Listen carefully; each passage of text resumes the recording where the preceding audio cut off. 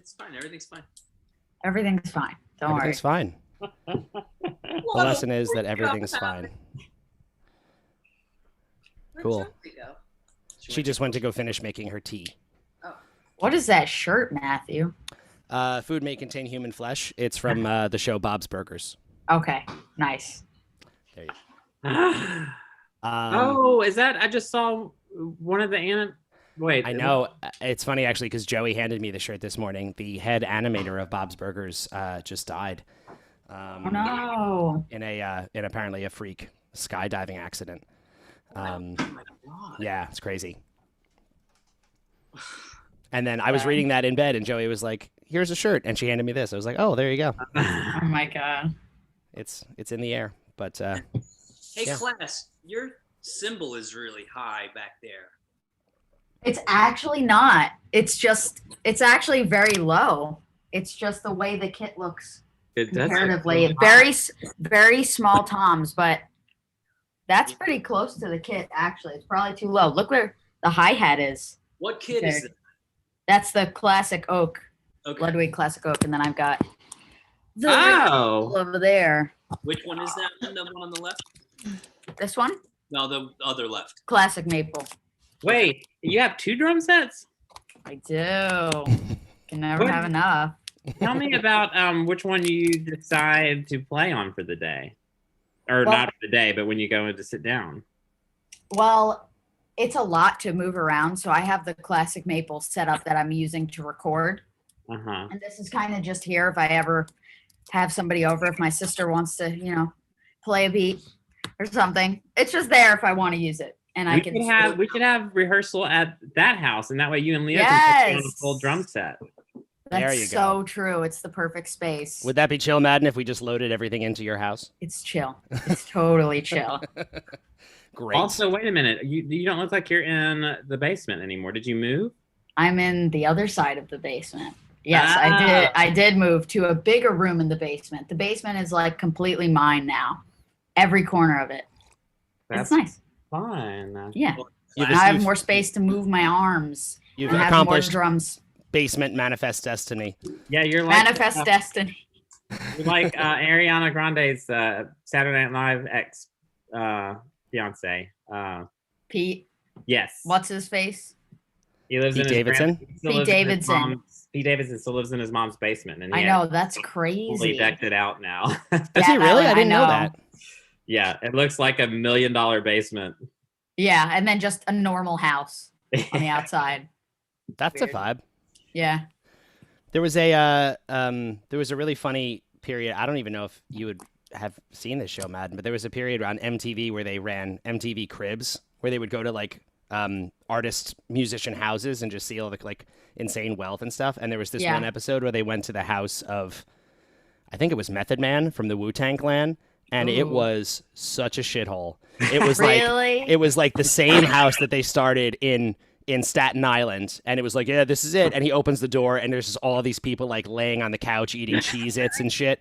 It was That's so funny. That's the Staten Island vibe. If you're gonna was stay great. there, like don't change it, I guess. It was great, and he did show like in their basement. He had all this set up, and he was like, "This is where we make our records." He's like, "I You don't can know, only do like, it in the basement. this is where I want to do this." Like, it was just the best because every other episode was like, "Here's the room where I keep my shoes," Yeah. and they Here's my sock closet. Mariah Carey on Cribs. yeah. She, Mariah Carey, I'm sure she was, yeah. she would definitely have a room for shoes. I did read like some expose article a while back that like some people like legit like rented cars and stuff to like make it look like they were more high roller than they were. So they rented houses to make Wow. to do that show. Yeah, I mean, Yeah. it, wouldn't be that would be the first time that reality television wasn't real. Well, it's also a funny, weird testament to the time because at that point, that was the music industry, right? It was like a showing off how wealthy you were. And I guess there's still some of that exists, but at that point it was standard. Like everybody had to have that level. And that's why it was. Yeah, and Wu-Tang, that's one of the most paid sort of independent acts in hip hop ever. Yeah. Right? Those guys run their own show and collect their own money. And that's a rare story. And here they are in this, what you said was like a shithole in Staten Island. Staten Island, but Yeah. I'm like, give me that shit. You know what I mean? Like, Yeah. No, it was just like it was great. I mean, it looked like super fun. Speaking of hip hop, my aunt Anita, in her 70s, texted the family group thread a link to the hip hop documentary series on Netflix. And she said, even if you're not a fan of the genre, I hear this is a fantastic documentary series. That's such a great text from an aunt. Right. I haven't watched any of that yet. I should check it out. Yeah. Ooh, I like the lighting. What did you do? Do you open the window? Oh, Wow. Big difference. I've heard it's a ring light. I see it in your glasses. You got a ring light. There it is. Now you don't see it. Ah. Perfect. No, but Disturbance cares about that stuff. And I care about the don't. lighting. Yeah. It's important. It is. It is important. Yeah, Matthew. I mean, you saw our shithole studio in many states of shithole. Oh yeah. Oh, we would have been a great contender for MTV Cribs following the Wu-Tang Clan. You could have been like, this is where Pete punched holes in the wall when he got mad. Yeah. Or that I loved it when you had in the bathtub there was just like 15 amplifiers stacked to Oh the my ceiling. God. Like you'd walk into the bathroom and it was just piles of amps in the bathtub. Perfect for rigs of shit. I never saw the other half of the cottage until you like went to live in there, and y'all like did a whole renovation and moved the thing down. Like that whole half of the hallway. Rehabilitation. Rehabilitation, yes. Yeah, Randy. I mean, yeah. It's a good thing that you didn't really suffer through. Matthew and Joey really, and Sturbans who lived there with me are really, we're neck deep in this shithole Wheatus experience. And I mean, Well, it went through a lot of phases. You know, it's funny actually, just thinking back when we started to do these Q&As, we did them we pre-recorded them. We didn't do them live, but we did them in the kitchen in Northport. Remember, we all sat around the kitchen table. I've seen some of those. Yeah, and we filmed. But that kitchen went through, like, there was periods where it was a functioning kitchen where we ate, and then there was other periods where it was like you couldn't put your toe in that room because it was stacked to the ceiling with cases and computers and. Like an episode. Wow. Yeah, hoarders, exactly. Little like ways through piles. Yeah. Yeah, you do with what you have, man. Totally. Yeah. That's it. Yeah. Well, you know what? We actually have. I'm looking at the numbers. We have a good few people watching us on YouTube right now, and I think it's because we promised we were going to play a song. So I think we should do that. Right. And then we can talk about the song. Wait, can I ask a question about the other Spider Nate Webb's song? Yes. What is the story behind that? Nate got a cooking show. I'm sure you've seen. Hey, B, I'm sorry, before you continue, can you turn up your microphone a little bit? You're a little bit quiet. Oh, how do you do that? So you go into the audio settings, like at the bottom where there's the microphone. There's an arrow next to it. Yeah. And it'll give you a menu, audio settings, and just turn up your internal mic. Here's the engineer asking you how to do that. Microphone. And meanwhile, How's that? That's better.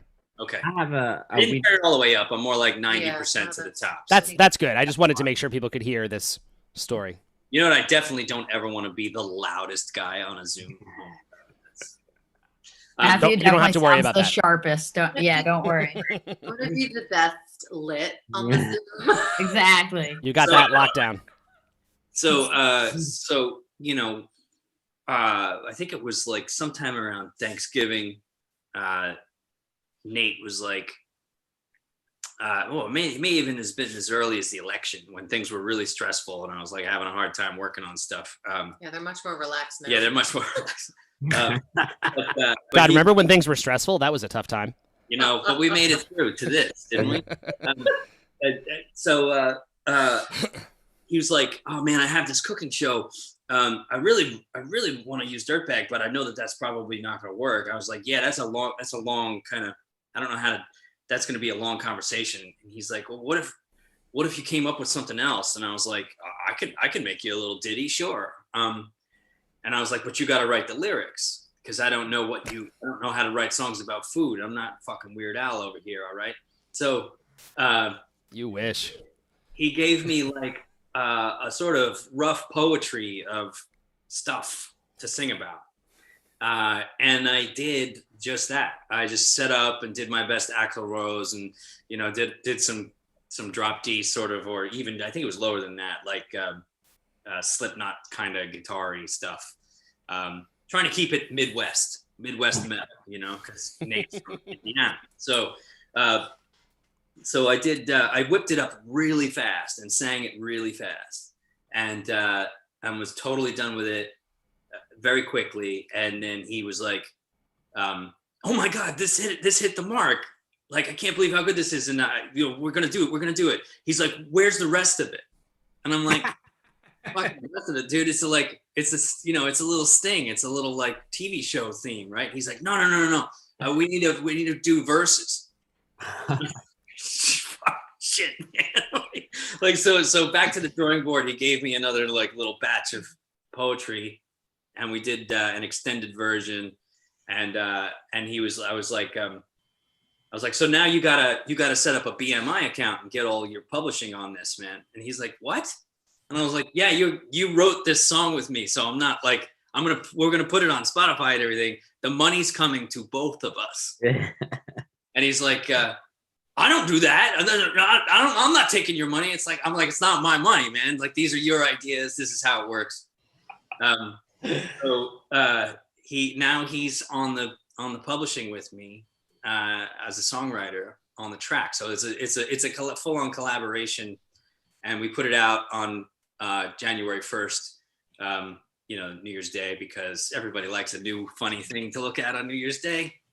Reset. Yeah, that was a surprise. It actually, because of all that stuff Brendan was saying, it was done for a while, and it took a while to set up for release because of all of that, because Nate had no idea, like, to get him set up with the writing credit and stuff. Like, we couldn't post it until it was all done. And right. It was one of those, it's a standard thing where Brendan was like, oh, can you set this up for, you know, Spotify release? And he sent it to me, and I was like, I don't know how to do this. Like, it was very complicated. It turned out to be like, yeah, it was quite a thing. It was a lot of phone calls and a lot of like helping him out. Nate is a great guy. It was a pleasure, but yeah, it was like a fun little weird, bless you. Thank you. Little weird thing to randomly appear. And we posted it without any really like announcement or fanfare. It just kind of appeared, right? I don't think we didn't hype it at all, did we? You haven't said anything about it either, right? No, it just kind of like, I think you mentioned it at least once on Twitter. We got some retweets. Joey Janela retweeted it. And, yeah, there you go. Oh, it's out there. You know, when the thing was, I skipped over this, but when the show aired, it aired on YouTube, his cooking show, and people blew up about the theme song. We're like, when can I get it? Blah blah blah. So that's what spurned the sort of like, we need an extended version. It was by literally popular demand that brought that into being. By overwhelming demand. From the independent wrestling community, of whom I am enamored. You know, they're really wonderful people, or with whom I am enamored, I should say. I was just thinking the same thing. I was like, yeah, I used the wrong preposition. Oh my. Sorry, Joey. Yeah. Forgiven. I discovered it looking after I forgot the Lemonade solo at our last Zoom. I went to look it up and discovered it, and I texted the group and was like, "What is this?" And Brendan's response was the name of the title. He was like, "Great, thank you for expounding on this." Awesome. Even the title was a debate. I remember like we had all these conversations about like, what's the song called? He's like, it's called Spider Nate Webb is. Well, I was like, he was like, it's called Spider Nate Webb is cooking in the kitchen. And I was like, are you sure? I was like, is it cooking or cook in? Are we doing an apostrophe? And he was like, oh wait, maybe it should be cooking for you. And I remember it was like a way too long debate. I was like, you know what? I don't think it matters. Both have a nice ring. I know, right? Fine. Just get it out. It's just it does what it says on the tin. Yes. As they say. Yeah. I will say this. I'm not sure. Matthew, this is it might be the only Wheatus song that has no bass instrument on it. Finally. I had to extend the low end of the guitar sound way down low into the bass frequencies, sort of, and Justice for All Metallica style. Yeah, I was gonna say if you love bassy guitar, you don't need bass at all. You don't need. No, I don't. I need 6-string bass because the guitar can't go that low. I mean, I guess if you could, but it's it's just like bonus material for you at this point. Actually, Matthew, the new Lost Songs, Joey's and others are bass prominent. There's a lot of bass on the song we're about to premiere. Ooh, good segue. There's a good amount of bass on it, and a different kind of thing. It's definitely a different vibe than a lot of the more recent Wheatus songs have had.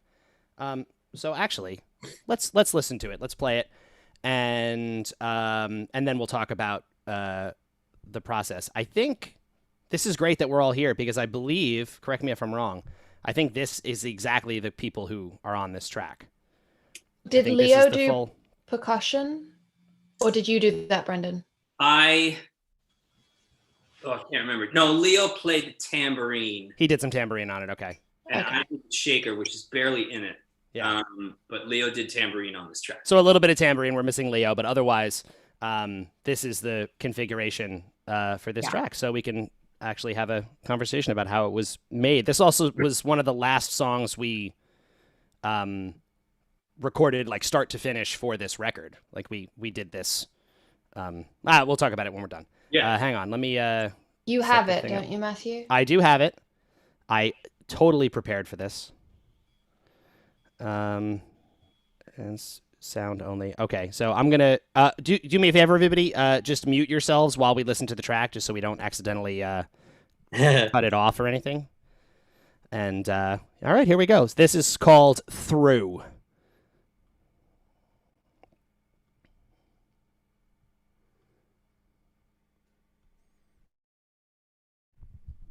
Yay!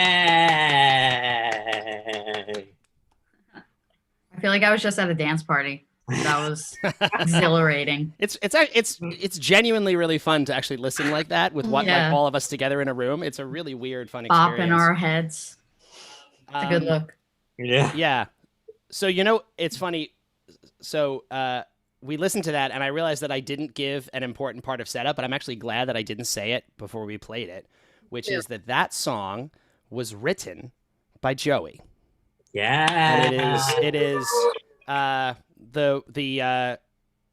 yes, it's the one song on the new record, or in the new album 1 re-record that we're doing that somebody other than Brendan wrote, and Joey put it together for the record, and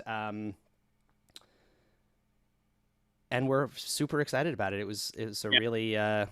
I was very, very happy to work on somebody else's composition, and just kind of take direction from Joey, who had a pretty clear picture of what she wanted to do. And why don't you tell us what you wanted to do, Jones? Yeah. Well, I think I mentioned this in a previous Zoom, that my goal was to write what was for me my perfect Wheatus song. I wanted something that had a really fun backing vocal, so that Sturbs and I can do lots of like fun harmonies. I wanted something that had a really cool bass part. I wanted a keyboard solo. I wanted some chunky guitars and a big sing-along chorus.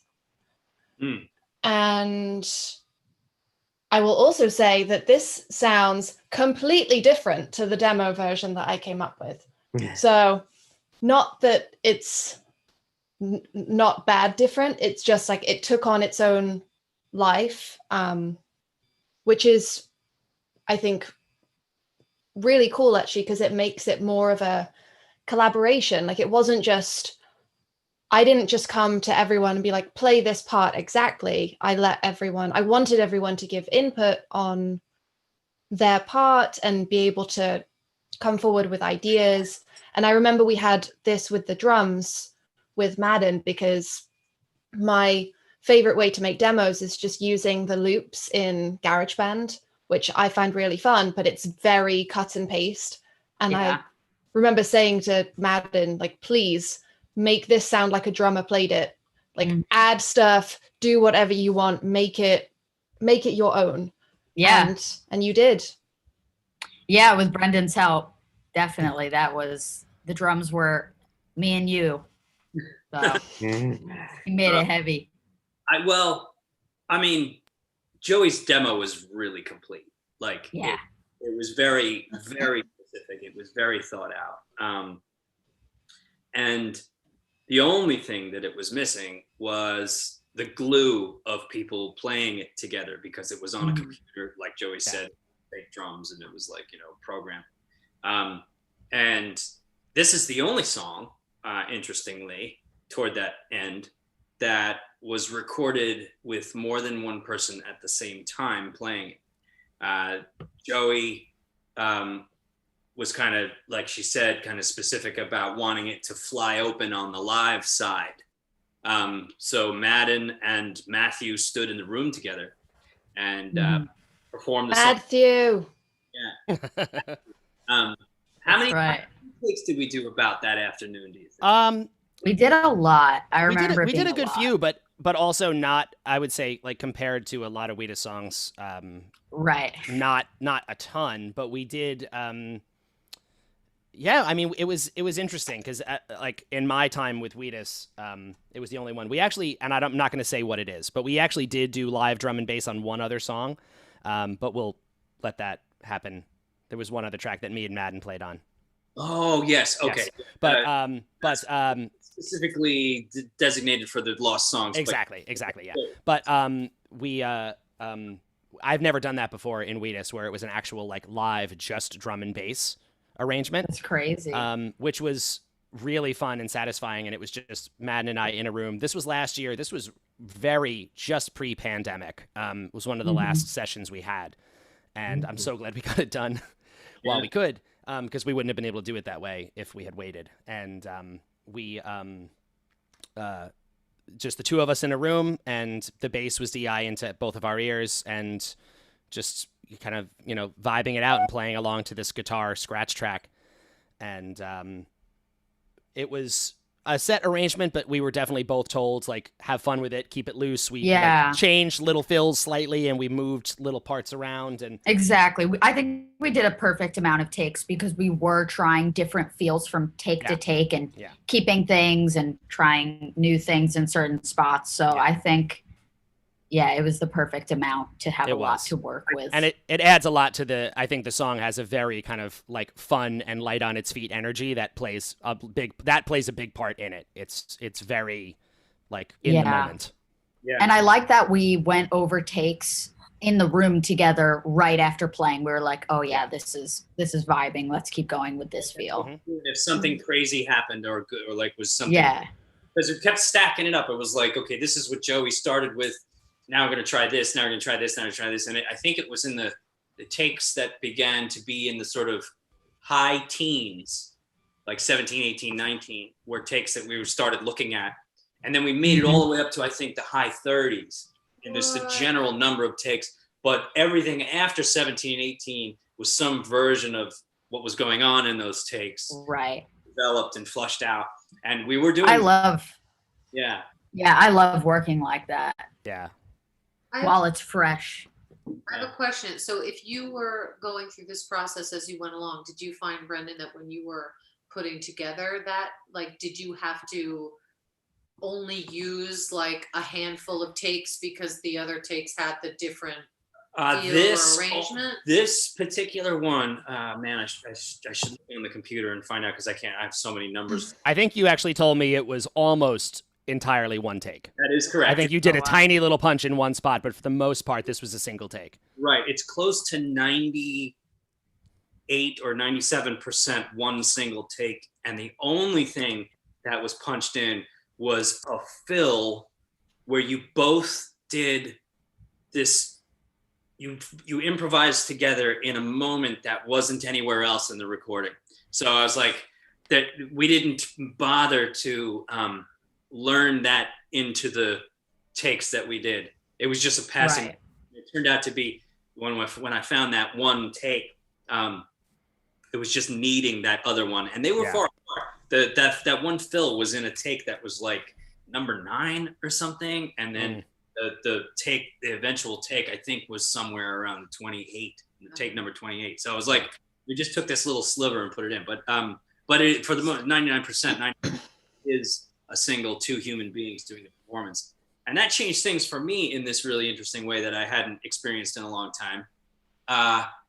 I had to play to both of you when I did the guitars and the vocals in a way that was like where you were both really loud.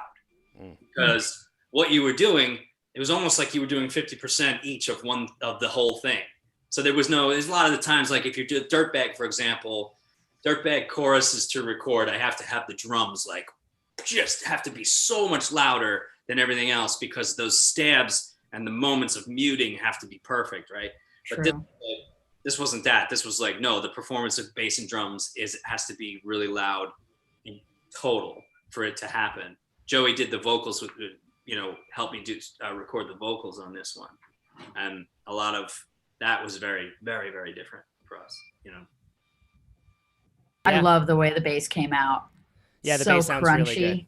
It's super and good. in your face. It's great. Yeah, we should note again, this is another one like the Teenage Dirtbag re-record. This was also mastered by Howie Weinberg. That's what you just heard was the Howie Weinberg master, which is almost certainly going to be I'm pretty sure we've settled on. I think that's going to be the version that went up on the record. But he did a great job as well. It's a fantastic sounding recording. So we did, the drum and bass were done live, and then Brandy unfortunately was not there at that point. So you came in also pre-pandemic, just before. Yeah, right on. Down. During Brandy was here. Pretty much during, all the news broke about the shutdowns, the lockdowns beginning. And I remember Brandy during the days leading up to your flight, and we've discussed this, we were actually debating whether or not you should just stay because it was getting fly kind of thing.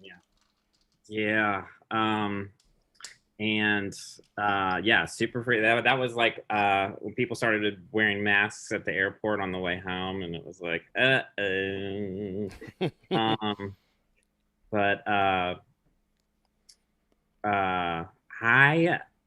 don't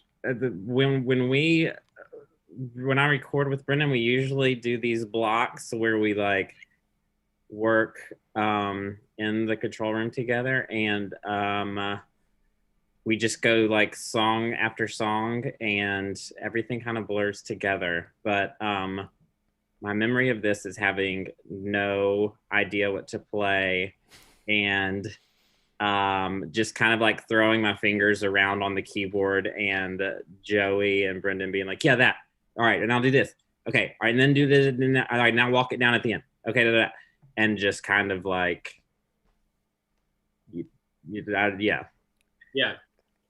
When I went to mix it with Phil, we separated. There's I think there were 4 keyboard channels on this, and it was 3 performances. One was a stereo. One was a stereo pair, and then there was like overdubs on the stereo pair, and then there was like another set entirely that did something totally different. And the sounds were very different. And when I recalled them to get mixing with Phil a few weeks ago, I didn't remember that we did that much keyboards. I thought it was way simpler than that. And it turned out to be like lots of stuff. So we were basically narrowing down 6 channels into 4 to be able to mix it on the console properly. And in that sound were mellotron, flute, like on Sgt. Pepper. What's the song? Strawberry Fields. No, not Strawberry Fields. Yes, no. Mellotron flute that I'm thinking of. Lucy in the Sky. Yeah, we got the Lucy in the Sky sound in there, layered with a theremin that we use in Tipsy. Tipsy. I got them all. Right. And also an enormous amount of sort of prog rock Oberheim polyphonic synthesizer, like, right? Yeah. Like there's so, and I'm sitting there like getting ready for Phil. Phil's going to show up in like an hour, and I'm looking at all these keyboards like, what the fuck? I had no idea we did this much crap. Well, you know what? That's a good segue. And first, I want to give a couple just mentions here because in the YouTube chat, of course, people are talking about it. Very, very positive. Lee West says, love it. Drums are killer. Sarah says, I think I just fell in love with Joey. I'm sorry, Matthew. That's okay, Sarah. Don't worry about it. Bronwyn says, love it. Dying for the album to come out. Matt Schwartz, amazing track. You all killed it. A lot of wows. Everyone's very, very excited. I like Kenny Smith said, I was listening to the song and thinking about it coming through the eyes of Teenage Dirtbag after spending 20 years with Noel. I'm into that. That's a great read on it. That's really fun.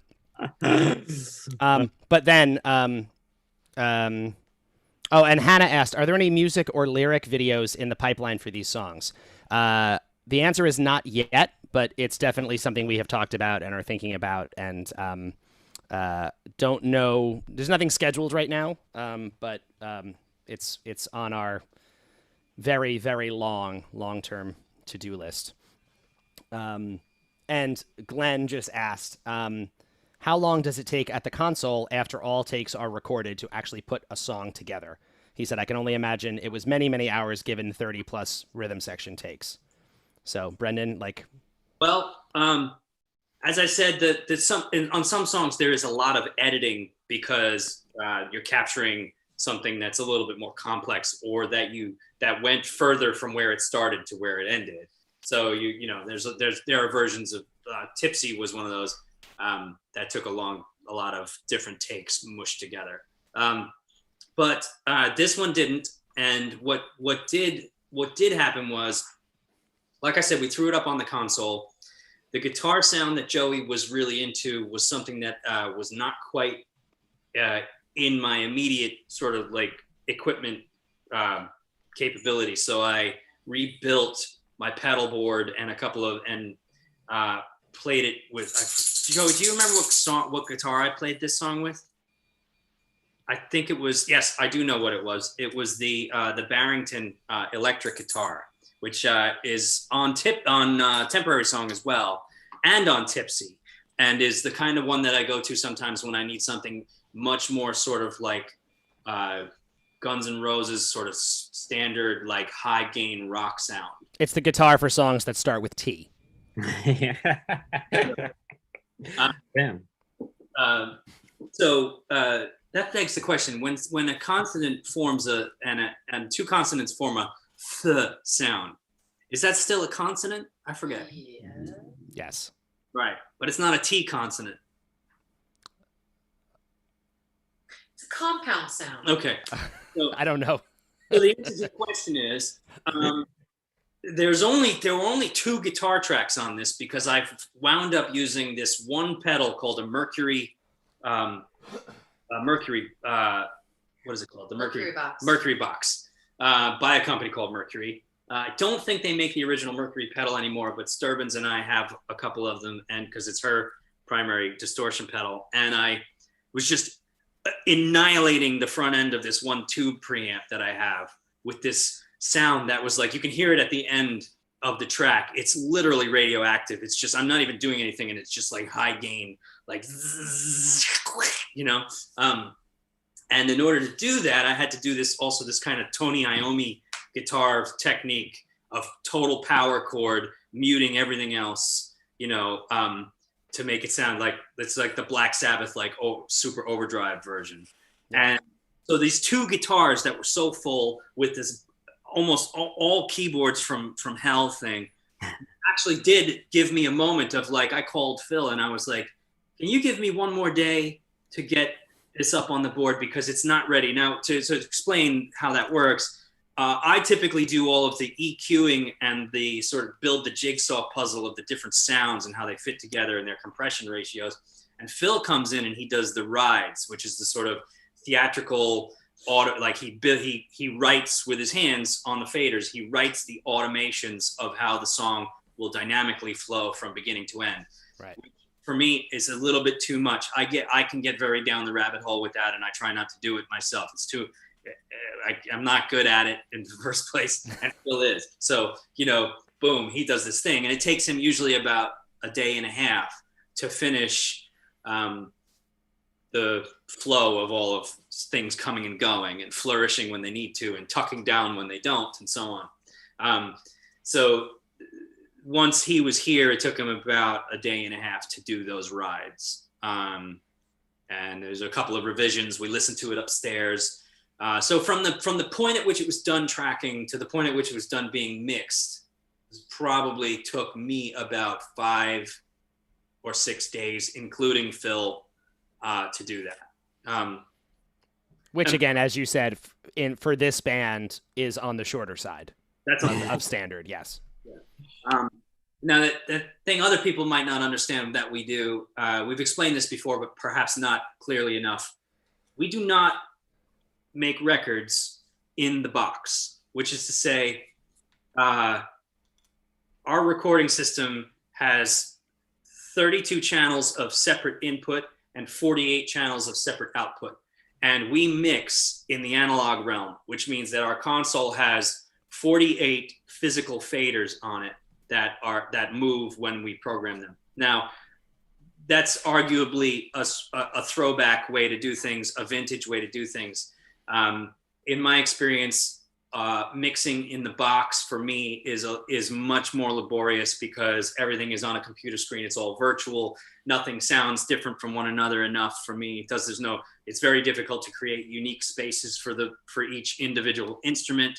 And when you do wind up doing that, you're doing it with plugins, and the plugin algorithm that you have is the same exact plugin algorithm that somebody else has somewhere else on a Pro Tools system, whereas our desk is completely unique. It came off of the SSL assembly line, with its own quirks and tonalities, and we make a unique recording, but it does take much, much longer. So, yeah. And also you can't mix DSD format in the box. That technology doesn't exist. DSD is like a standalone multi-channel recording system for analog quality, for lack of a better term. It's in a computer, but it's resolute to the analog level. So you still have to use it like it's a tape machine. And the only way to edit anything inside of a DSD system is to turn it into something else and then turn it back into DSD. Now, we do edits in DSD on the Sonoma system, which is the older system.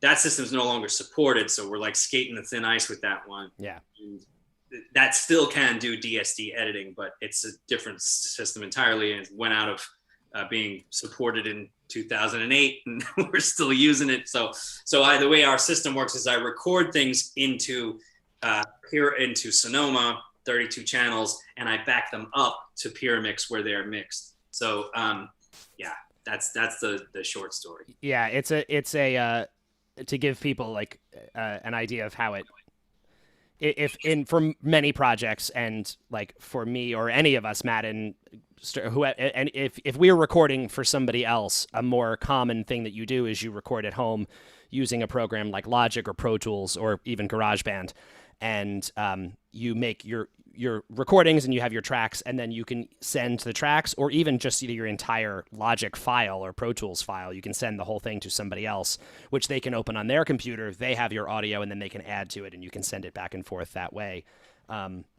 which allows for, as Brendan said, when you're in the box, you're a little bit more constrained to the limitations of the software that you're in. You can only do so much. Getting better.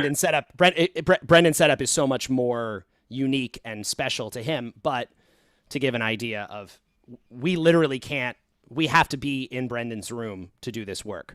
So if we're going to record, we have to be in that studio. If Brendan wants Phil to mix, he can't send Phil files. Phil has to come to him. And that might shed some light on why our setup is not ideal for a pandemic. Because we can't do work remotely the way a lot of other artists have. Brendan has done tons of work alone in his basement, which is why he's now a crazy person. But it's harder for us because of the way that we like to work, to get things done when we can't be together like we under normal circumstances would be. And again, that's why. Sorry, go ahead. No, can you receive stems? Like, say I recorded drums, can you receive my stems and work on your system? Yes. So if you were to, if we were just to be completely out of time and I needed you to do a drum take on something, you could record at 9624 or 9632 on your Pro Tools or Logic system, and then you could print the stems and send them to me on Dropbox, and I would use either the proprietary Pyramix conversion software or Korg Audio Gate to upsample your high-res PCM stems to my DSD stems that will play back. Now, I was going to say the one example of that you had to do is that's how Sandy recorded the bass on Temporary Song. Right? Oh, true. We had no way to get him in for that. So that's a very good point that you brought up, Matthew. When I record Matthew on the bass, we go through the trouble of setting up his sound. One channel is DI, the other is a microphone in front of an amplifier, and we tweak and move things and get it right with the EQs and dial it in to the point where it's like, okay, this is almost ready to mix in the song, and now we can record the take, right? When you fill out that space in the DSD environment on Pyramix or on Sonoma, you are filling up all of the resolution space that those programs afford you.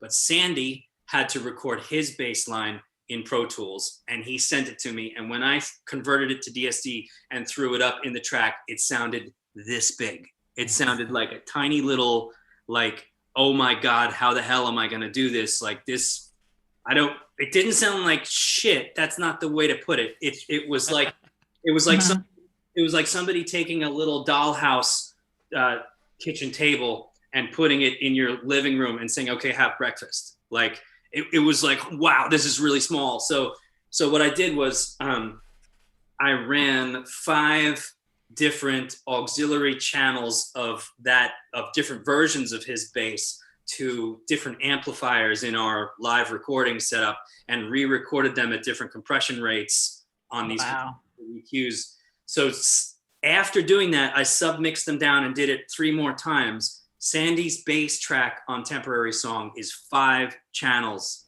of one performance that was re-recorded about 10 times to oh my God, fill out the entirety of the range of what DSD is capable of. Yeah. I almost thought we were screwed. I would say, I remember you saying to me that you thought you might actually not be able to use it. And it was a fantastic performance. Yeah, no, it's amazing. He did such a good job for a system that is like orders of magnitude smaller resolution than, it's like pixelated. It was almost like completely like that. Wow. Yeah. And it sounded good on its own when you listened to it before putting it in the system. On the PCM mixdown demo that I sent him of Josh's drums and my guitar, it's in Pro Tools where he recorded it. It sounded bingo. Yeah. As soon as I flew it into the original DSD track, which everything else was recorded in native DSD from the beginning, gone. Like I couldn't even see it in the mix. It was like, what? It was weird. And that's what we're doing. That's why we go through trouble, because it is that much more of a. And I'm telling you, like, a few of the people on this chat maybe have listened to the original DSD versions, but it is very, very different. Yeah. It's a very different experience to listen to the DSD. Yeah. So, there you have it. I'm gonna because Bronwyn actually asked about are we going to hear these things as more permanent singles before the album is released? We have not talked about this publicly yet, but are you cool with discussing like how we're planning on doing some releases? Because we hadn't talked about this publicly. Absolutely. So cool. So what we're going to do moving forward, and probably in the very near future, this is going to start happening. We're going to start releasing more songs, including this one and Temporary Song, as singles as they are completed for the record. and do like we did with Teenage Dirtbag, how we did Teenage Dirtbag and Mope. We're going to do pairs, and we're going to do, it'll be one album, one song re-recorded paired with one brand new track. Oh, I love that. And we're going to do that moving forward. It's a good, you know, it's funny because when the initial plan for this is that we were going to finish it one album, vinyl pressing, and then the whole thing goes live because we were prepping for a tour and we needed vinyl for the merch table and all this stuff. And the pandemic, as we just said, slowed down the recording process so spectacularly and also made us reevaluate what we're actually working towards here and what the goal is at the end. And it was like the tour was canceled. Yeah, exactly. It's a much more for us, and by us I really mean Brendan, honestly, but it's a way to chip away at the work in a way that makes sense, where it's like, okay, we're gonna get these two done, then these two done, and then these two done, and like just keep moving at it that way. And it allows us to present the material to you guys more quickly and steadily. And eventually, obviously, there will be a full album version of it, and there will be vinyl. All that stuff's still going to happen. But as we complete the tracks, we're going to release them in those pairs, so that you get an old song and a new song. That's awesome. Yeah, and so Temporary Song and Through are both pretty much ready to go. I think you said there's a couple final like little mastering tweaks we're doing on Temporary Song, but for the most part, it's ready. And have we settled on what they're paired with yet? Do we want to say that? Well, we have a couple of ideas. I don't mind discussing those ideas here. There's the notion of doing I'd Never Write a Song About Through. Yeah, Brendan's very into the wordplay connections between in the pairings here, which is fine. I'm all about that too. That was I love that idea. Or it could be Temporary Song, I'd Never Write a Song About You. I'd never write a temporary song about you. Or it could be, we could do Sunshine Through, which is a sort of imperative sentence if you split up the word sunshine. Brendan said that to me. Brendan said that to me in the studio 2 days ago. We were working, and he's like, we could do Sunshine Through because that's a sentence. And I sat there like in silence for a long time, like, is it? Yeah, it is. And he was like, well, if you do sun, comma, shine through. I'm like, oh, okay. So you're changing sunshine to 2 words, but got it. Now I understand. Well, anyway, creative opportunities of the yes, of course, of course. Maybe we should have people vote on it. Yeah, we could come up with all the combos and see what has the best reaction. Yes. Well, the tricky thing is for most people in the chat here, they don't know the names of most of the lost songs at this point. But anyway, we are they'll be as the songs are being completed, and there are other ones. Brendan just said like the re-record of Sunshine is very nearly ready as well, and what was we're pretty close to done with Love Is a Mutt, right? Like there's a few that are very, very nearing the finish line. Phil has done rides on Love Is a Mutt, Never Write a Song About You, a couple of others, but we also he just did finish the rides on Hump 'Em and Dump 'Em. They're right. I forgot about that. Yeah. So we have begun to move faster, having figured out how this separation work can be done. Yeah. Better. And it's just a matter of me being able to sing it, play the tambourine on it, and and mix it and then master it. And the process is long. It takes a long time. Joey and I and Gabrielle yesterday and the day before, we worked on Pretty Girl and another song, a lost song called Mullet. I think that's the first time you said that name out loud. That's great. I said that name out loud. And we were good. We were moving fast, right, Jones and Gob? We did Pretty Girl in one day, all the backing vocals in one day, which the Pretty Girl was, and also now has piano on it. Brandy went ham hog on the piano. Is it the jazz version? No, Any chance? I forgot about the jazz version. Oh my God. Where is it? That's what I want to know. It's it is up on the Patreon, but I can send it to y'all so that we all have it as well. Please do. We really opened a door here because people are saying great things in the chat. I just want to say, Bronwyn pointed out that Hump'em and Dump'em, you could think of an alternate title is Temporary Love. So Temporary Song goes with Temporary Love, which is Hump'em and Dump'em. I love that. Lee West said could be a pretty girl's mullet. But then Cam also said love is a mullet from hell. Yeah, I love that. There you go. See, now you're welcome to the band brainstorming session, everybody. Yes. This is how we work. Yeah. Yeah. So, but anyway, the greater point is that these are being finished now at a pretty decent clip, and we're starting to prepare these pairs of releases. So we don't have a date yet exactly, but I think we're probably not far off from actually starting to submit these. Something, depending on the TuneCore system, we'll definitely have something for January. We're definitely going to have at least one pair for February. Yeah. And I think at that point we'll have accumulated quite a batch. And That's what I'm hoping for. Yeah. Harder and faster at that point. So, yeah, I mean, I'm very excited about. I can see the finish line a little bit, having sung down 14 or 15 songs. Yeah. Vocals are done, and there's 5 more, or like you said, 6 more actually. And I can I'm looking at down the hill now a little bit. So yeah. And I'm starting to get greedy about finishing, not only because we're getting there, but because now there's nothing but new stuff to do. With the completion of Pretty Girl, there are no longer any original album songs for me to sing. So that's a relief, because the singing process has to be emotionally charged and all that stuff. And I'm not going to lie to you, it's difficult to find that on a song like, Love is a Mutt from Hell, because I've been singing it for 25 years and, yeah, I'm not discovering anything. But with Mullet, Joey, who did the engineering for me on that. Don't bring me into it. A lot of emotional content to find in the song Mullet. Yeah, no. I'm very excited for people to hear that song. That is, without a doubt, the silliest of the new songs, as you could probably guess from the title. Yeah, Actually, never done a thing that is a straight joke. This is a straight joke. Well, I mean, Dynamite Satchel of Pain is pretty close to that. Yeah, no, emotionally though, there's some stuff in Dynamite. There's a little bit of tough love and.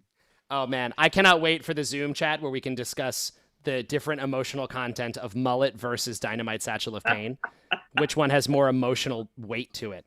That everyone mark your calendars now. I don't know when it's happening, but we're doing it. Well, there you go. I think we have covered everything we were supposed to today. For people who are curious and who want to listen to the song again, this is going to be the same as Temporary Song, where if you want to rewatch this video, I'm going to keep the song up for let's say 24 hours. I'll keep it up so you can check it out again and listen again. I know a couple of people joined a little bit late and missed it, so you can rewind and listen to the track. And then we will pull it just because it's not officially out in the world yet. And there's a bunch of legal reasons why it shouldn't be hiding here even. But singles are coming out, and they'll be on all the streaming services not too far from now. So you'll get to listen again very soon, and we're very excited. And thank you to Joey for writing a great song for us. Thank you to everyone for doing such a good job on playing my song, especially Cosmo, who gets an honorable mention, because I think it's a 1 minute 17 or 18, somewhere around there. When we were recording backing vocals, I was recording in the living room, and he walked up, stood right next to my microphone, barked really loudly, and then just wobbled off in the way that he does. Did it make the final cut? Yes. It's in there. If you go back and listen, right before verse 2 starts, you can hear really on a great beat. Cosmo has one quick bark, a single yelp. Really bark on the end. On the end, yeah. Wait, what's the timestamp? I think it's 1:17. 1:17, okay. Yeah, you can hear it. And if you actually play back the video, you can see around that same moment, Brendan and I both go like this. Oh, nice. To signal. Okay. It's in. I'll look for it. He barked in pitch. He barked in pitch, yeah. Yeah. So credit to Cosmo for his contributions as well. He made it onto the record. He did it. All he ever wanted. Yeah. So thank you, Joey. I have a strong feeling that Through is going to become a live show favorite when we get back out there and play. It's such a joy to play. So I'm looking forward to it. A heavy hitter. It's a heavy hitter. Exactly. It's the rock horns, without a doubt. Yeah, I think we'll call it a day. Thank you guys all for joining the chat today. Thanks, Madden, for joining us. We didn't give too much credit, but this is the first official Wheatus track that Madden. Madden played on the version of Volcano Sister that we put out for charity a few months back, but that was not a studio recording like this. That was on a whim. That was on a absolute whim. Recorded live on stage in Milwaukee. Perfect vibes, though. Perfect vibes, yes. But first studio recording with Madden, and it turned out great. So thank you, Madden. Of course, super fun. Yeah, and thank you everyone who watched, and we'll see you all again soon and stuff. And that's it, right?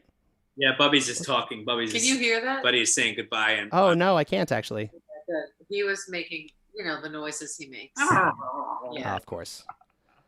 Well, bye everyone, and Buddy. Bye, Buddy. Bye, Buddy.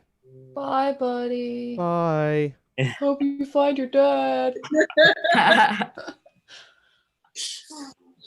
Okay, I just ended the stream.